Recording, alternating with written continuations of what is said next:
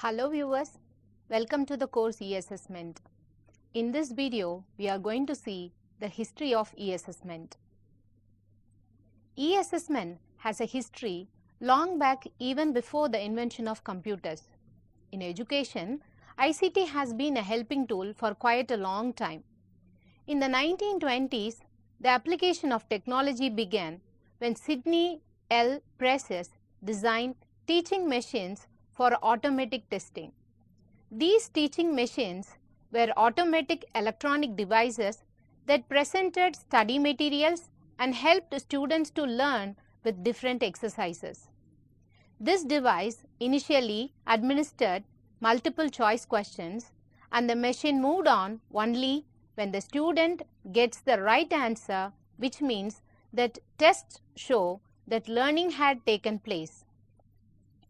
In 1926, he published his first paper on the utilization of a teaching machine in school and society.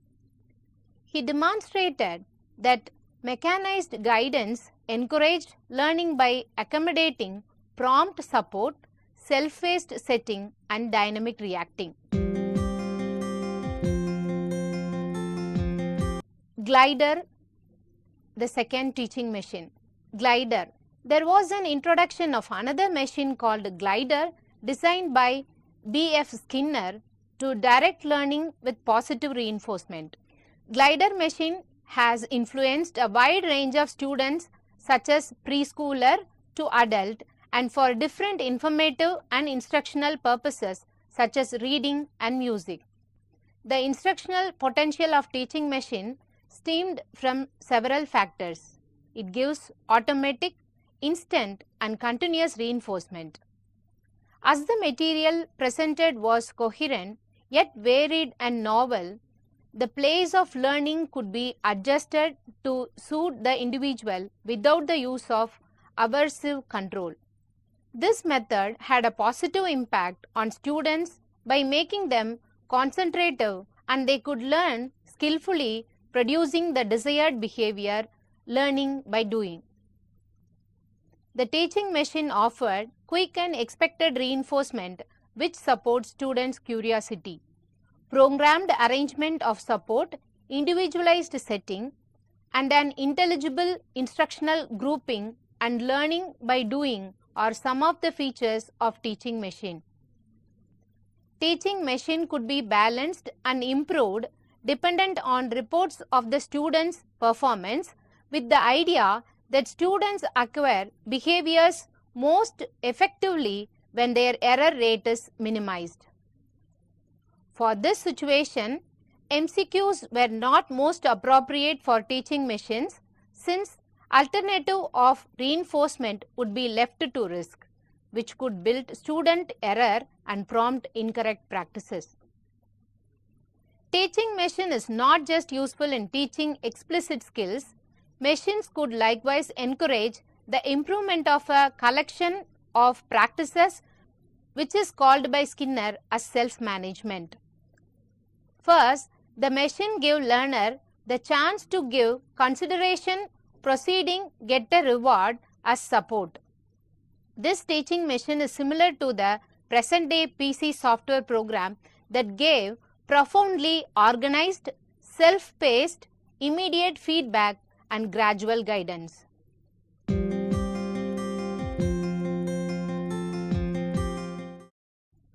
Let us see the different types of teaching machines. There are different types of teaching machines. In common, it works on the similar way, which is to present a question, have the user indicate the answer, and then provide the user with the correct answer. Some machines may be very easy, such as test questions or booklets so programmed that the student locates the answer to the questions later. For example, a book may pretend a sequence of questions, provide places for the response, and then give the right response on the another page. Some machines use plastic wrap to cover all but the question and the gap for a response. When the question is answered, the wrap is removed to disclose the right response and the following question. In another type, chemically covered paper were used. The chemical paper turns its color if the right response is marked for the question. A more complex machine presents MCQs in a window with different buttons to press the correct answer. The next question comes into view only if the correct response was chosen. Mostly, all the teaching machines present sequence of questions that offer the learner with challenge as well as a possibility to study. They are mainly of use in the subjects that need drill such as maths or a foreign language. It offers self-paced learning and an opportunity to verify their work. Didac 501. Wrote in 1962, about 50 years prior, Santa Paula High School tried the Didac 501, a teaching machine. Today, that invokes a picture of a type of PC, yet it gives the idea that the Didac 501 utilized paper tapes and learners composed their answers on a sheet of papers. It likewise gives the idea that answers were by one way or another exchanged to a punch sheet by the learner. The another teaching machine is called Plato, Programmed Logic for Automated Teaching Operations. One of the earliest example of e-learning is the Plato system introduced in 1960 on an IBM mainframe computer at the University of Illinois at Urbana-Champaign. The Plato system featured multiple roles. Let us see it one by one. First, students could study allotted lessons and converse with teachers through online comments.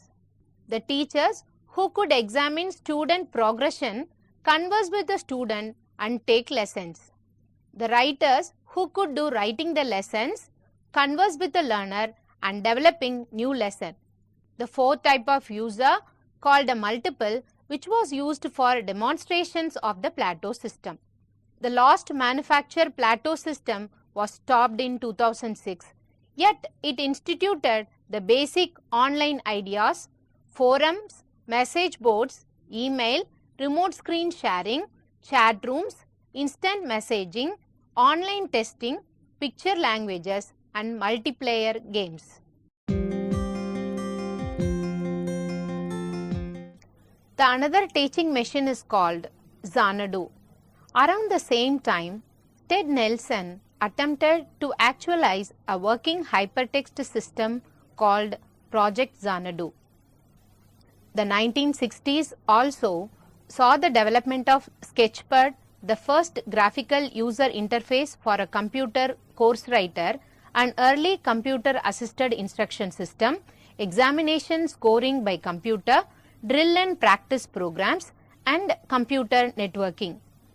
The past 10 years has featured immense improvements in the components that make up e-learning technologies, but the focus has now moved to applications for this global machine that we as human beings have constructed. So far, we have discussed the history of e-assessment, in which specifically we have seen the teaching machines. Thank you.